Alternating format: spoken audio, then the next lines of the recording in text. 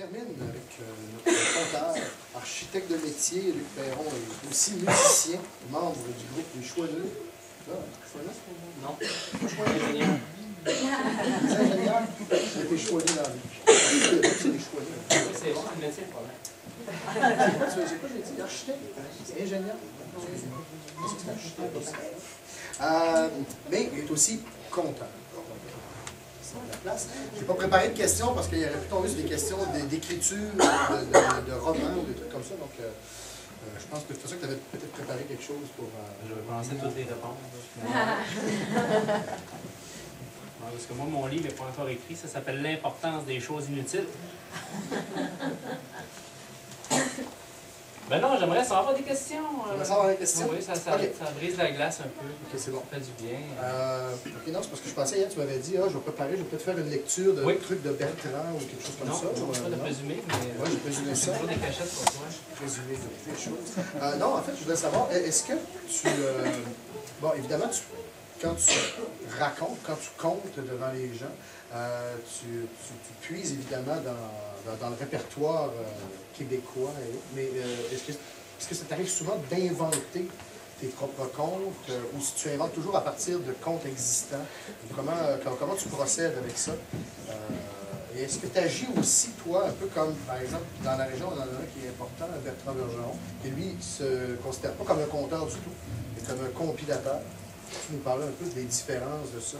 Et toi, tu te situes comment à travers justement ce métier de compteur? Ben, c'est loin d'être le métier de compteur. Le compteur, pour moi, le compteur, ça ne me ressemble pas du tout. Moi, je suis l'imposteur. Je suis un apprenti compteur, le petit compteur. On va regarder les petits compteurs. Et puis, il n'y a rien qu'un intérêt pour le patrimoine. Ça vient de là. J'aime les vieilles maisons. J'aime les vieux clous.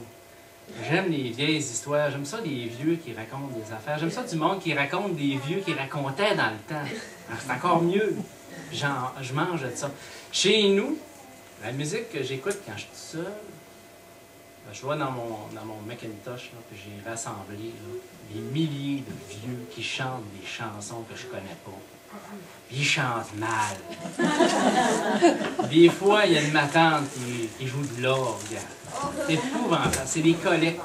J'ai des collections de collectes et j'écoute ça en boucle. Ben, je ne les ai jamais tous écoutés, j'en ai trop. Puis, je détecte là-dedans de l'intention, cette culture-là. Parce que souvent, on vient demander à du monde, parce que ça fait 60 ans qu'ils ne l'ont pas chanté à tout le monde. Mon père chantait ça, je ne suis pas sûr. Puis là, la femme, elle l'aide à chanter en plus. Là. Elle rajoute des mots. Mais dans les contes, c'est ça aussi, l'inspiration. L'inspiration.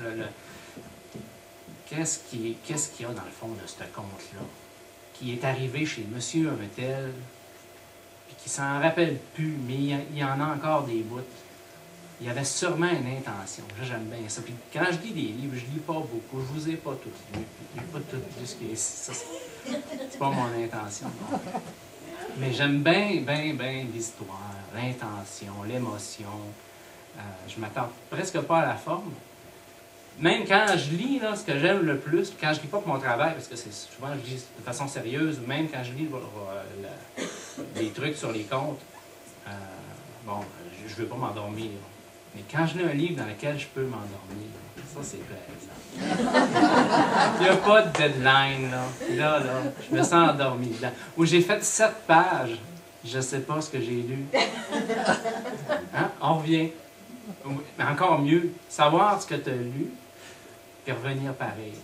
Parce que c'est bien fait. C'est bien fait. Alors moi, je suis fatigué. Je suis fasciné. Quand je vais écrire mon livre, L'importance des choses inutiles, je mettrai ça dedans. Moi, je pense pas. J'écris dans ma tête, évidemment. Je crée des contes. Ouais, c'est ça l'histoire, en fait.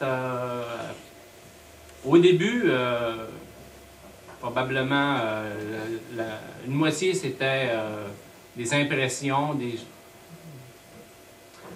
certitudes que j'avais sur une histoire, la chasse-galerie. J'étais pas mal sûr comment ça se passait, puis je l'ai fait à ma manière. Et puis, des contes appris par cœur, un peu.